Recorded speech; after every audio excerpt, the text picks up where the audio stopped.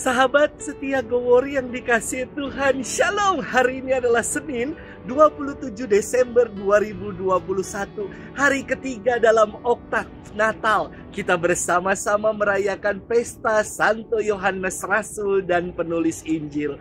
Yohanes bersama dengan saudaranya Yakobus adalah nelayan di Galilea. Ketika mereka sedang membereskan jalannya, Yesus memanggil mereka untuk menjadi penjala manusia. Segera mereka meninggalkan jalannya beserta Zebedeus ayahnya untuk ikut Yesus. Yohanes adalah rasul yang menulis Injil.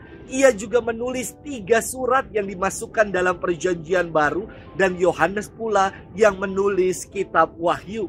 Yohanes sungguh amat dikasihi oleh Yesus. Kedekatan Yohanes dengan Yesus digambarkan dalam perjamuan malam terakhir. Yohanes bersandar di dekat Yesus.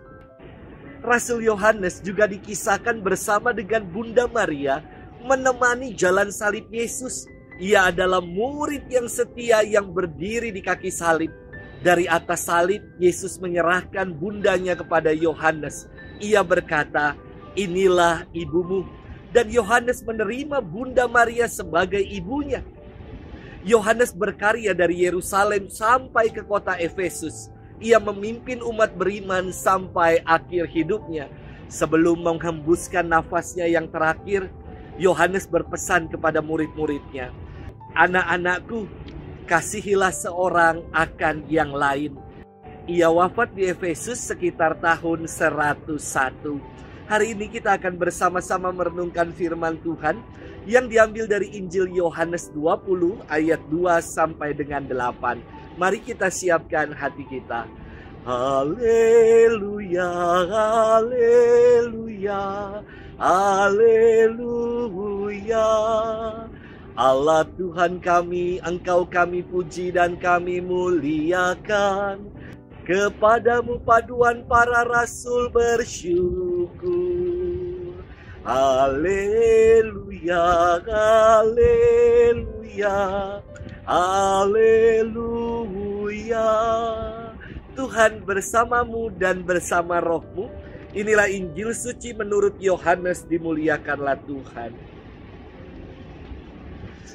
Pada hari Minggu Paskah setelah mendapati makam Yesus kosong, Maria Magdalena berlari-lari mendapatkan Simon Petrus dan murid yang lain yang dikasihi Yesus. Ia berkata kepada mereka, "Tuhan diambil orang dari kuburnya dan kami tidak tahu di mana ia diletakkan." Maka berangkatlah Petrus dan murid yang lain itu ke kubur. Keduanya berlari bersama-sama, tetapi murid yang lain itu berlari lebih cepat daripada Petrus, sehingga ia lebih dulu sampai di kubur.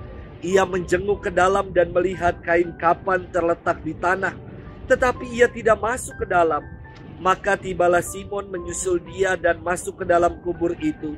Ia melihat kain kapan terletak di tanah. Kain peluh yang tadinya ada di kepala Yesus tidak terletak dekat kain kapan itu, tetapi agak di samping di tempat yang lain dan sudah tergulung. Maka masuklah juga murid yang lain yang lebih dulu sampai di kubur itu. Ia melihatnya dan percaya. Demikianlah sabda Tuhan. Terpujilah Kristus. Sahabat setia Gowori yang dikasihi Tuhan, Shalom. Yang namanya saksi atau witness adalah orang yang sungguh mengetahui, menyaksikan atau mengalami suatu kejadian atau perkara tertentu. Contoh yang namanya saksi mata adalah orang yang menyaksikan dengan matanya sendiri suatu perkara itu terjadi. Saksi ahli adalah orang yang mengetahui secara persis duduk suatu masalah atau perkara. Lantas bagaimana dengan saksi Kristus? Mari kita merenungkannya. Sahabat setia Gowori yang dikasihi Tuhan, dalam firman hari ini kita mendengar kisah kebangkitan. Kebangkitan Tuhan membuktikan bahwa Allah sungguh maha kuasa dan rencana keselamatannya sungguh tergenapi. Maria Magdalena pagi-pagi benar datang mengunjungi makam Yesus. Setibanya di makam, ia mendapati bahwa batu penutup kubur telah terbuka. Maka Maria Magdalena bergegas memberitahukan kepada para murid yang lain dengan berita, Tuhan telah diambil orang dari kuburnya dan kami tidak tahu di mana ia diletakkan. Kemudian Petrus dan murid yang lain berlari menuju ke makam. Namun Petrus dikatakan kalah cepat larinya dengan murid yang lain itu yang lebih dahulu tiba di makam dan melihat bahwa kain kafan telah terletak di tanah dan kain peluh yang tadinya ada di kepala Yesus kini sudah tergulung rapi, dan dikatakan bahwa murid yang lain itu menjadi percaya. Pertanyaannya adalah, siapa ya murid yang lain itu? Ada yang mengatakan murid yang lain itu adalah murid yang dikasih Yesus, yakni Yohanes. Namun buat saya, nama murid yang lain itu bisa diganti dengan nama-nama kita.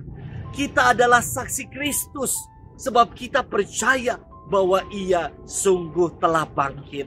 Sahabat setia Gowori yang dikasih Tuhan, sebagai saksi Kristus, tidak cukup dengan hanya percaya saja.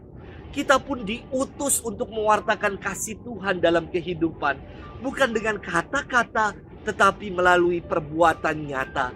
Selamat bersaksi, dan Tuhan memberkati kita dalam nama Bapa dan Putra dan Roh Kudus. Amin.